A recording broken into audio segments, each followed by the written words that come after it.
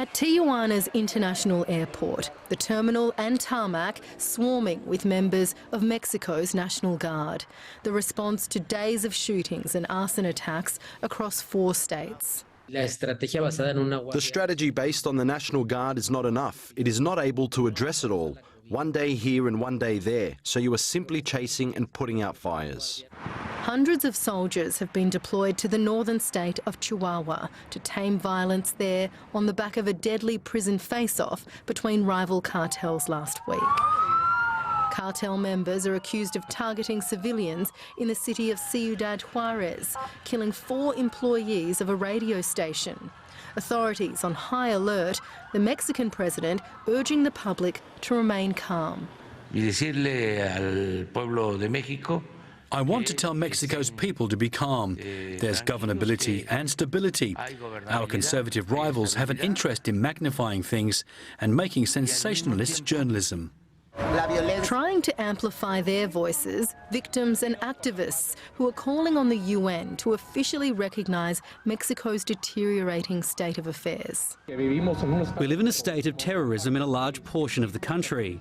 We can't live in peace as all the Mexican people want. As the government doesn't want to acknowledge it, we ask the UN by means of this letter to officially recognise there's an internal armed conflict in Mexico. Some of last week's violence considered retaliation for military attempts to capture a cartel boss. Dozens of alleged members have been arrested. In recent months, there's been a sharp rise in Mexico's seizures of meth labs and the synthetic opioid fentanyl. Virginia Langerberg, SBS World News. There are reports tonight of explosions at an ammunition depot in Crimea, the Black Sea Peninsula annexed by Russia in 2014. Russia's defence ministry said the explosions were caused by a fire at a storage site in the Zhangkui district. Ukrainian authorities have not commented. Last week, a series of explosions caused widespread damage at an airbase on the peninsula.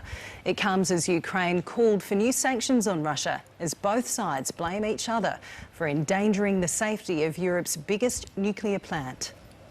The latest images of the Zaporizhzhia nuclear plant have heightened concerns. Moscow accuses Ukrainian forces of shelling the plant, but local authorities blame Russian troops. President Zelensky renewed his call for more pressure on Moscow. The United Nations, meanwhile, dismissed reports that the Secretary-General had blocked a visit by the International Atomic Energy Agency. The UN Secretariat has no authority to either block or cancel any IAEA activities. He said the UN had the resources in place to support a visit by nuclear inspectors, but that both Russia and Ukraine must agree. As the conflict approaches the 6-month mark, Russia's defence ministry said its warplanes had hit a facility in the Kharkiv region, killing 100 foreign mercenaries, while Ukraine's military said it had repelled more than a dozen attacks on key cities in the country's north and east. Speaking at an arms fair outside Moscow, President Vladimir Putin praised Russia's weapons technology, saying it was years ahead of its rivals. Наши воины вместе с бойцами Донбасса с честью выполняют свой долг. Сражаются за Россию, за мирную жизнь в Донецкой и Луганской народных республиках. Четко выполняют все поставленные задачи. Шаг за шагом освобождают землю Донбасса. Ukraine is claiming its own successes. The governor of Luhansk province says Ukrainian artillery destroyed the headquarters of Russia's Wagner Group, a paramilitary force operating in Ukraine since 2014. The governor says the location was revealed after a pro-Moscow journalist posted a photo, giving away the address.